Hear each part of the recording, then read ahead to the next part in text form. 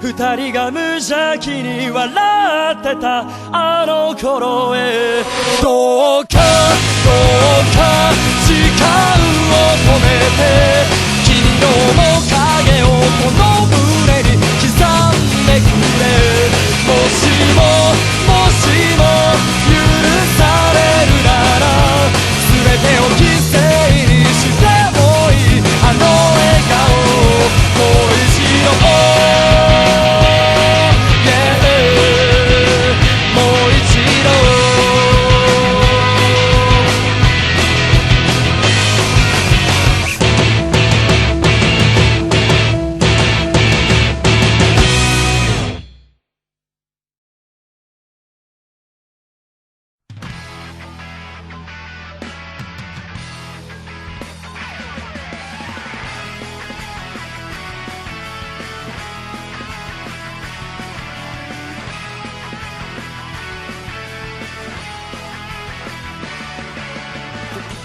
蝶になってきらめく風に乗って、今すぐ君に会いに行こう。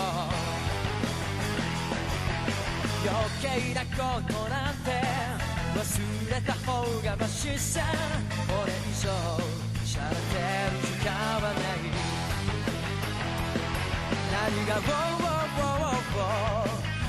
空に届くのだろう。だけど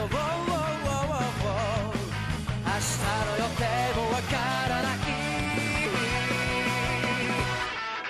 無限大な夢の後の何もない世の中じゃ、そうはさ愛しい思いも負けそうになるけど、ステージがしないイメージだらけど、頼りない翼でもきっと飛べるさ。